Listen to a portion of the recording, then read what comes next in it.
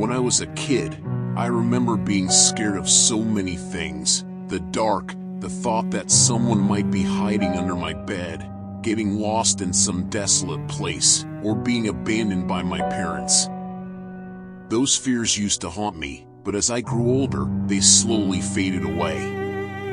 Then I became an adult, I got married, had a child, and a new fear took over, losing my family.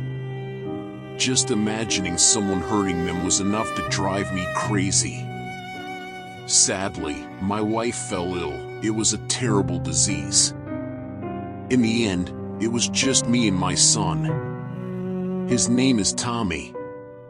He was 10 years old at the time. Hoping to leave the pain behind, we moved to a house in the countryside. It was a beautiful place, quiet, peaceful, the kind of place where nothing ever seemed to happen.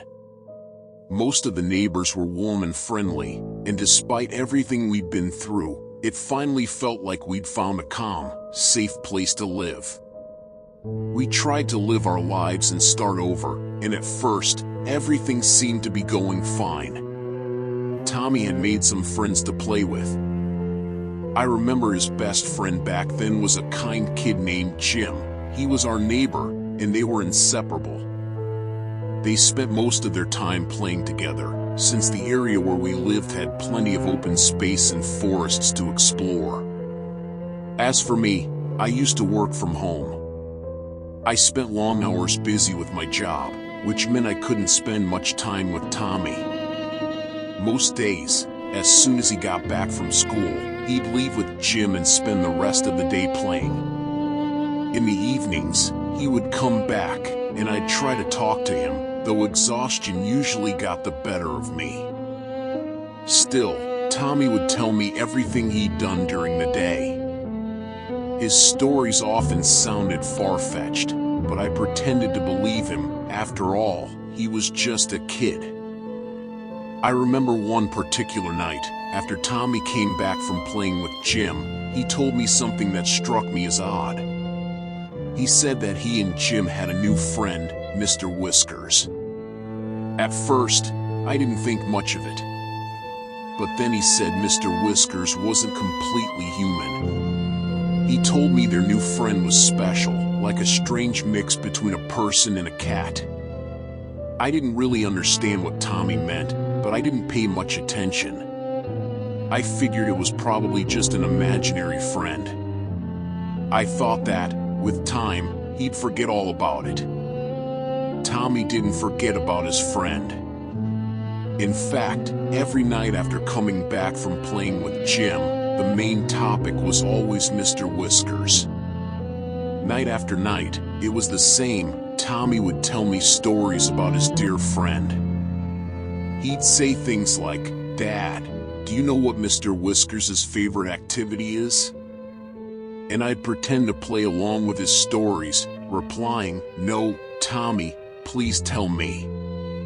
But every answer he gave made me feel more and more uneasy. For example, he once said that Mr. Whiskers loved spying on people through their windows, watching them without ever being noticed. He also told me that Mr. Whiskers usually fed on forest animals, but that he had always wanted to taste human flesh. He fantasized about its flavor. That last part really disturbed me. What kind of imaginary friend was Mr. Whiskers supposed to be? Days went by, and every night after I finished work, Tommy kept telling me more about his friend. The things he said grew increasingly disturbing. He told me that Mr. Whiskers had once tried to eat a child, but the kid's parents noticed and called the police. He also said Mr. Whiskers was genuinely happy to have new friends to play with, since most people treated him like he wasn't normal, like he was crazy. Since Tommy talked so much about his friend, I decided to ask more about him to figure out what kind of imaginary friend he was. Tommy told me that Mr. Whiskers lived with his mother in town, although he spent most of his time wandering through the forest. According to Tommy, He looked like an adult man with feline features, a tail, whiskers, and paws, and moved on all fours, even licking himself like a cat. Based on his description, Mr. Whiskers sounded like some kind of adult dressed up as a cat. But there was something I couldn't quite wrap my head around. If Mr. Whiskers was real, then what kind of person was he? I mean, what kind of grown man dresses like a cat, acts like a cat, and wanders through the forest? Unfortunately, I couldn't give the situation the attention it deserved. Work had me completely exhausted, and even though I believed my son was the most important thing in my life, I neglected him. Looking back now, I realize I made a mistake. I should have paid more attention to what Tommy was saying. Things only got worse. One day, Tommy came home earlier than usual, and he was unusually quiet. I rushed over to see what was wrong and noticed he had several bruises and scratches on his body. I asked him what had happened, and he told me that Mr. Whiskers had gone crazy and tried to attack both him and Jim. According to Tommy, he attacked them like a wild animal, hitting them, throwing them to the ground, and biting them. Luckily, Tommy managed to escape, but while he was running away, he saw Mr. Whiskers chasing after Jim. He was worried about his friend, and as soon as he got away, he came straight home. I left work immediately and went with Tommy into the forest to see what had happened to Jim. Tommy led me to the exact spot where they used to see Mr. Whiskers, and as soon as we arrived, we noticed torn pieces of clothing scattered on the ground, as if something had attacked someone. I went on full alert. I had no idea who or what was really out there in the woods. Despite searching the area, we couldn't find any trace of Jim, so we rushed to his house to see if he had made it back. We knocked on the door, and Jim's father answered. We told him what had happened, and he was horrified. Jim hadn't come home. I also asked if he knew anything about this Mr. Whiskers, and he said he had heard about him from Jim. Just like Tommy, Jim used to talk about him every night. But his father had always assumed it was just a made-up story. We called the police right away. Since it's a rural town, we had to wait for one of the few available officers. When he finally arrived, we told him everything: Tommy's injuries, Jim's disappearance, the torn clothes in the woods, and what we knew about Mr. Whiskers. As we described him, the officer looked stunned.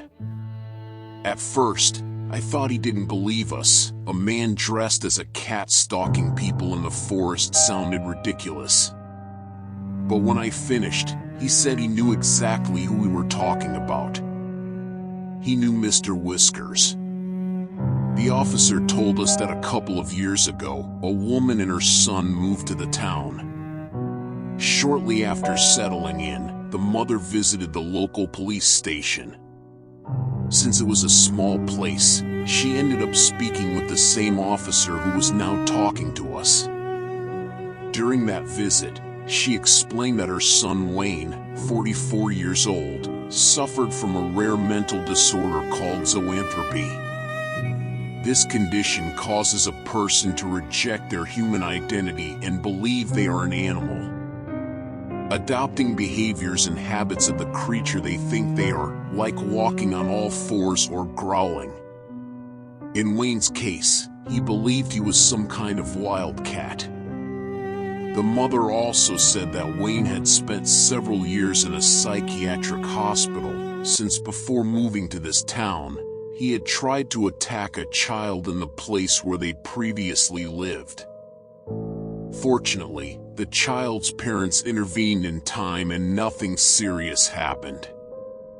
Thanks to the treatment and medication he received during his stay at the hospital, the intensity of his symptoms decreased. Even so, he still had episodes in which he behaved like a wildcat. The officer also told us that Wayne's mother had passed away recently, and since then, he'd been living alone. He said he had visited Wayne a couple of times to check on him. While he didn't notice anything particularly unusual in Wayne's behavior, he did observe a noticeable physical decline in his appearance. When the officer finished speaking, a chilling shiver ran down my spine, one I still haven't forgotten. The thought that my son and Jim had been alone in the woods with a mentally unstable man who had just lost his mother and once tried to attack a child in another town made my blood run cold. I glanced at Jim's father, and his face was just as shocked, maybe even more. If Jim was still missing, if the torn clothes were his, and that lunatic was still out there, the worst felt inevitable. Quickly, we returned to the forest with the officer to search for Jim. Near the spot where we had found the torn clothes, the officer noticed a trail on the ground, as if something had been dragged. We followed it until we reached what looked like a cave. And when we stepped inside, we saw it, Jim's lifeless body lying on the ground, being devoured by a creature dressed as an animal. I'll never forget the look on that man's face, Wayne. He seemed to be in some kind of trance. He didn't look human.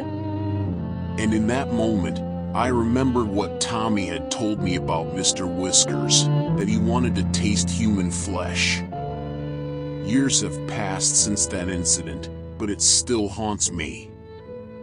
Tommy is now an adult, yet every time I think about it, a chill runs down my spine. Remembering Jim, his father, and how close Tommy came to the same fate still affects me deeply. I never heard from Jim's father again. As for Wayne, after being detained by the officer and placed in custody, it was concluded that, being a person who suffered from a mental illness, it was ruled that he would spend the rest of his days in a psychiatric hospital. What happened in that town taught me that, many times, evil hides behind play, innocence, and trust, and it might be much closer than we think.